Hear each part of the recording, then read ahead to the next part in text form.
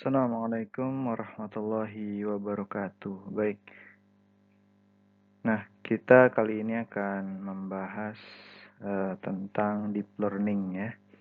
Nah, di mana deep learning ini seperti yang dikatakan Mendikbudrismen, kita di dalam proses pembelajaran kekinian yang dipimpin oleh Prof. Mukti begitu ya. Nah, jadi di sini kita akan sedikit membahas dan memberikan contoh implementasi terkait dengan deep learning ya, sederhana saja.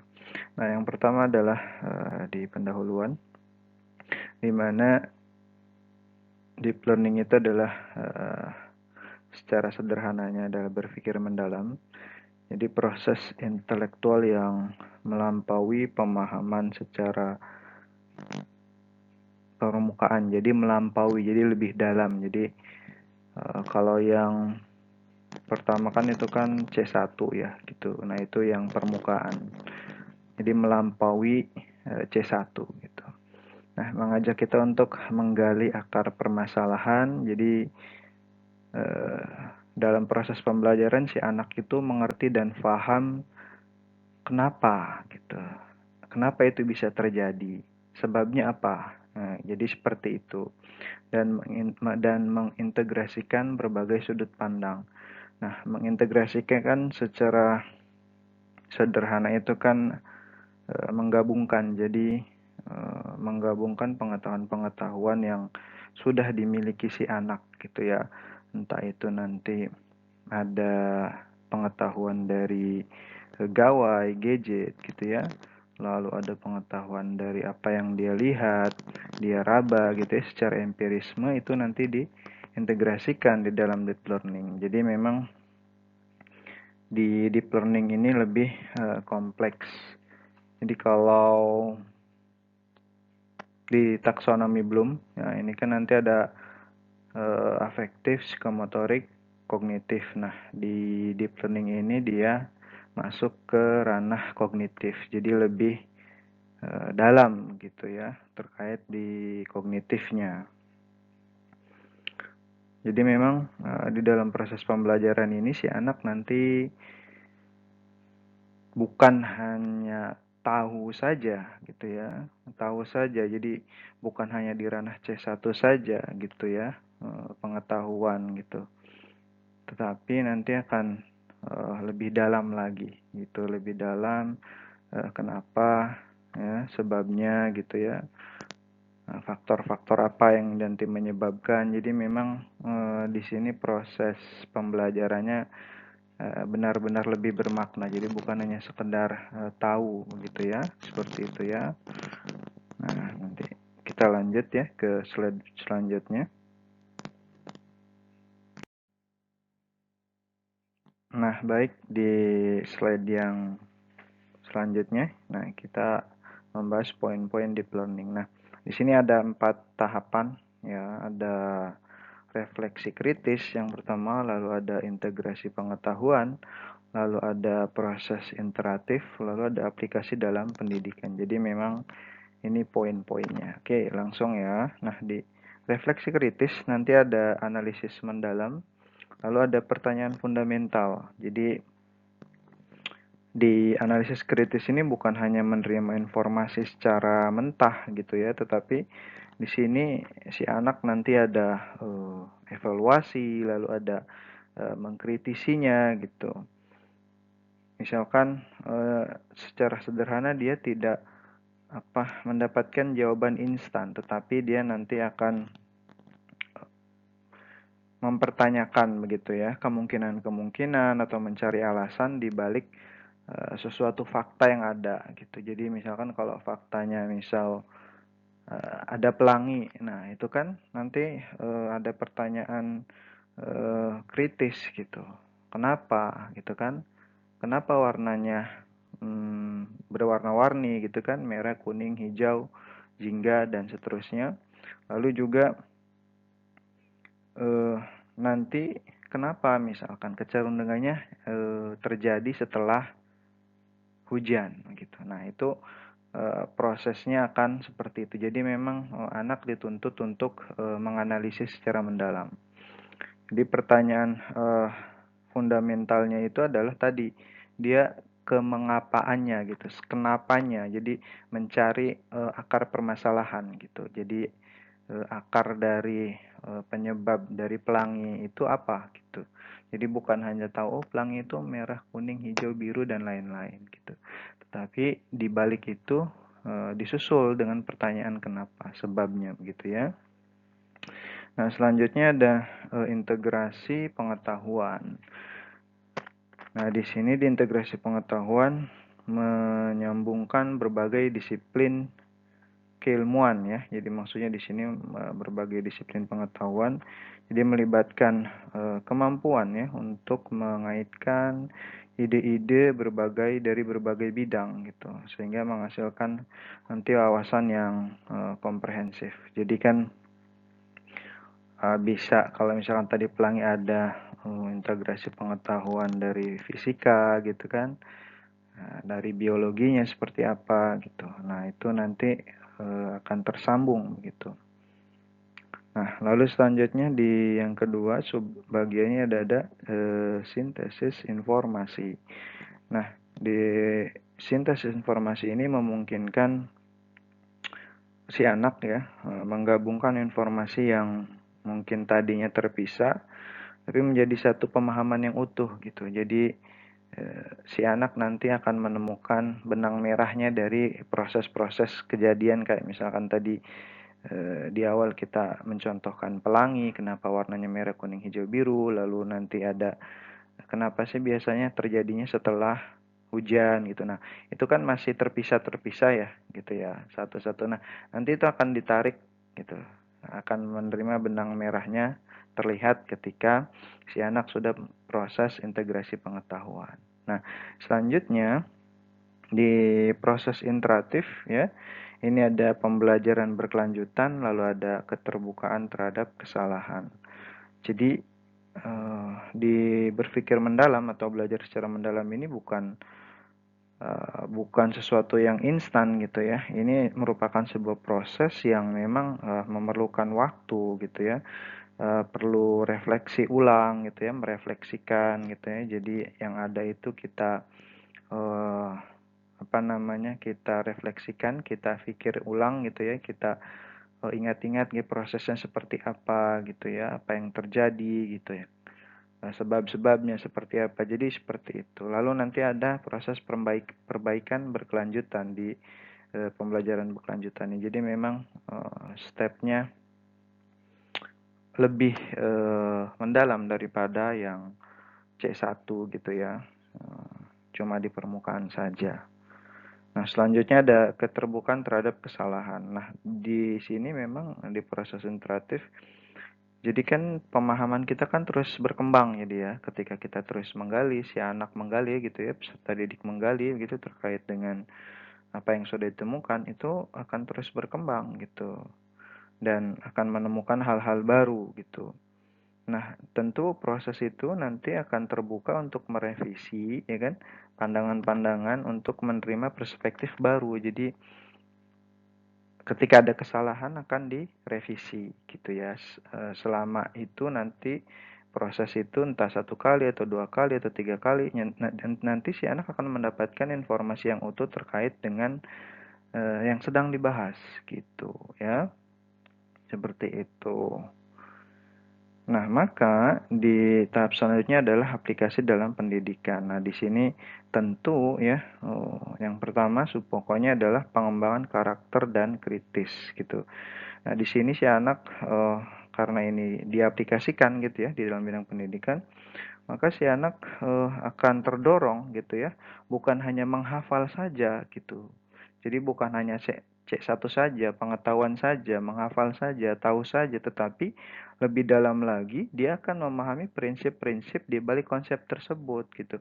Prinsip-prinsip di balik pengetahuan tersebut gitu. Jadi oh, berpikirnya emang lebih mendalam ya, bisa dikatakan C3, C4, C5 gitu ya kalau di taksonomi Bloom gitu. Jadi ada sintesis, analisis gitu ya. Lalu nanti menciptakan. Jadi memang lebih dalam begitu ya, seperti itu.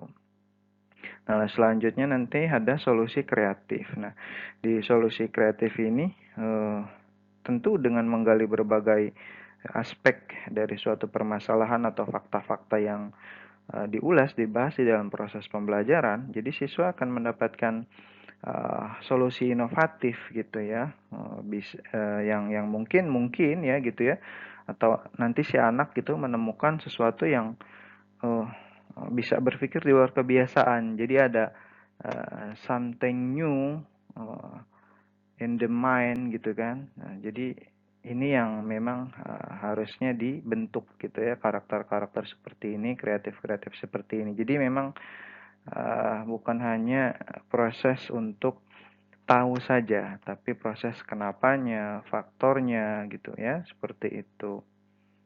Jadi lebih dalam gitu ya. Oke. Nah, di sini ada langkah-langkahnya gitu ya, secara sederhana. Jadi nanti di deep learning itu kita mulai dengan pertanyaan gitu. Pertanyaannya tentu yang mendalam gitu ya, bukan apa, terus jelaskan gitu ya. Tapi di sini pertanyaannya mengapa dan bagaimana. Jadi ini sudah menuntut analisis ya gitu. Pertanyaan yang menuntut analisis gitu. Pertanyaan yang menuntut proses gitu, seperti apa gitu. Misalkan contohnya kenapa gitu ya tumbuhan membutuhkan air gitu ya untuk berkembang gitu. Atau bagaimana ulat berubah menjadi kupu-kupu gitu. Jadi pertanyaannya lebih eh, ke arah kenapa sebabnya. Jadi akar permasalahannya itu apa? Seperti itu ya. Nah, selanjutnya di yang kedua ini adalah mencari informasi. Jadi setelah ada pertanyaan tadi, nah si anak diminta untuk mencari informasi ya, bisa dari buku gitu ya, buku-buku sumber pembelajaran ketika di dalam proses pembelajaran gitu ya, lalu ada media apa namanya lewat internet gitu ya, jaringan internet gitu dengan website-website ilmu pengetahuan, website-website ya yang resmi terkait dengan sumber yang atau pokok pembahasan pada saat proses belajar, atau juga guru. Jadi guru juga bisa menerangkan di dalam proses ada pertanyaan mengapa dan bagaimana ini begitu ya. Jadi semua media itu digunakan gitu. Nah, selanjutnya ada proses pengamatan atau percobaan. Nah, ini kan bisa ketika tadi pertanyaan sederhananya adalah mengapa tumbuhan butuh air gitu ya. Nah, di sini kita ajak tuh si anak untuk melihat langsung tanaman itu. Jadi diobservasi begitu ya, secara sederhana diobservasi gitu ya, melihat tanaman langsung di sekitar sekolah gitu ya, atau di kebun sekolah begitu, sehingga nanti anak dapat pengetahuan secara empiris gitu ya. Apa yang dilihat, apa yang dirasakan gitu ya, seperti itu. Apa yang diraba gitu. Jadi semuanya bisa dilakukan secara konkret gitu oleh semua panca indera yang ada pada peserta didik gitu. Nah, lanjutnya adalah ya bisa juga di dalam proses pengamatan atau percobaan ini anak-anak dimintakan melakukan percobaan gitu secara sederhana. Misalkan tadi bisa misalkan menanam kecambah gitu kan, ketika air kecambah kan diberikan air kan tumbuh. Nah, itu seperti itu. Jadi prosesnya lebih mendalam lagi begitu ya. Yang selanjutnya ada membahas dan berdiskusi. Nah, tentu ketika dari dalam misalkan proses pertumbuhan itu, tumbuhan membutuhkan air, maka kan ada temuan atau ide. Jadi itu yang dibahas. Jadi temuan-temuan itu atau di dalam proses percobaan itu ada ide gitu untuk muncul. Jadi ketika uh, posisinya tadi kecambah itu bertambah tinggi, itu kan temuan ya gitu ya. Ketika misalkan anak sudah ada percobaan terkait dengan menanam biji kecambah gitu ya, atau kacang hijau atau kacang merah gitu ya. Nah, seperti itu. Dan di situ nanti timbul ide gitu kan, timbul ide gitu posisinya. Nah, biasanya di dalam proses pembahasan ini itu bisa diceritakan tuh ya, bisa diceritakan kepada teman, rekan sejawat atau guru gitu ya. Nanti didiskusikan bersama agar ide yang didapat itu saling melengkapi. Jadi temuan itu diceritakan gitu ya, dibahas ya pada teman atau guru, lalu selanjutnya anak diminta untuk bersama ya, untuk agar ide ini bisa saling melengkapi gitu. Nah, selanjutnya ada menyimpulkan, di mana menyimpulkan ini ya secara umum dari step 1 sampai 4 ya. Lalu digabungkan semua informasi yang telah didapatkan. Jadi ketika anak sudah mendapatkan mulai dari pertanyaan, mencari informasi, pengamatan atau percobaan, lalu ada membahas dan diskusi, selanjutnya adalah digabungkan tuh semua. Sehingga nanti ada benang merah atau pembahasan yang utuh terkait dengan pokok bahasan dari misalkan tadi tumbuhan memerlukan air. Kenapa tumbuhan memerlukan air gitu ya. Nah, setelah itu ya dibuat kesimpulannya lalu ya dijelaskan proses fenomena tersebut gitu. Nah, ternyata secara real itu ada faktanya jelas seperti itu gitu ya. Oke. Nah, di slide yang terakhir ini di contoh sederhana. Jadi sebenarnya saya sedikit akan menyimpulkan gitu ya dari slide 1 sampai 3. Jadi sederhananya deep learning itu seperti ya apa ya, belajar detektifan gitu ya. Kan detektif itu kan secara sederhana tuh dia ingin tahu gitu ya, ingin tahu segala hal secara tuntas gitu, bukan hanya menerima jawaban langsung gitu ya, ketika ada jawaban selesai gitu. Tetapi tidak, dia yang namanya detektif kan dari hal-hal yang kecil, sebabnya apa, kenapa, bagaimana. Nah, seperti itu. Jadi ya seperti main detektifan gitu ya. Secara sederhana seperti itu. Sehingga nanti si anak akan terbangun tuh proses karakter bagaimana menemukan pengetahuan ya, konsep-konsep memahami dengan baik dan bisa mengaplikasikannya. Misalkan contoh sederhana nih, kalau misalkan di IPA ya, di IPA tadi kita bisa nanya nih, tadi ya, kenapa tumbuhan butuh air dan sinar matahari? Kalau misalkan di tumbuhan ini ya, gitu ya. Nah, bagaimana cara benih berubah menjadi tanaman yang besar? Jadi ada pertanyaan lanjutan tuh ya. Lalu dengan mengamati tanaman di kebun atau di kelas, kita belajar untuk tidak berhenti itu nanti pada jawaban sederhana, tetapi mencari tahu proses secara lengkap. Jadi nanti setelah secara sederhana tadi melakukan apa namanya pertanyaan ya, menjawab pertanyaan dengan step-step yang tadi, itu si anak akan mendapatkan pengetahuan memahami konsep itu secara komprehensif tuh. Ya, dari mulai pertanyaan sampai nanti akan ada kesimpulan. Jadi di situ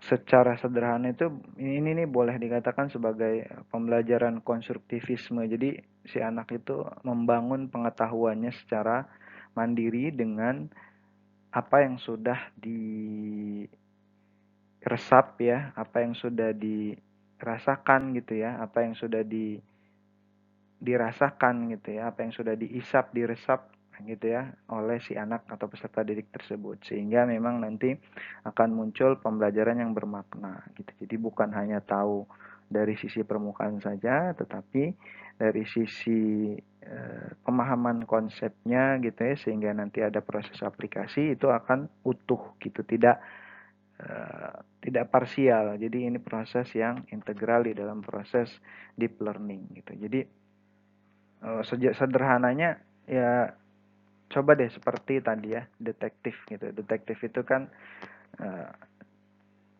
mau tahu sebab akibatnya seperti apa, mau tahu sebab-sebabnya seperti apa, kenapa, bagaimana gitu, sehingga nanti ada jawaban yang utuh, bukan hanya jawaban permukaan. Itu ya secara sederhana terkait dengan deep learning ya. Semoga ini memberikan pencerahan gitu ya pada teman-teman semua. Assalamualaikum warahmatullahi wabarakatuh.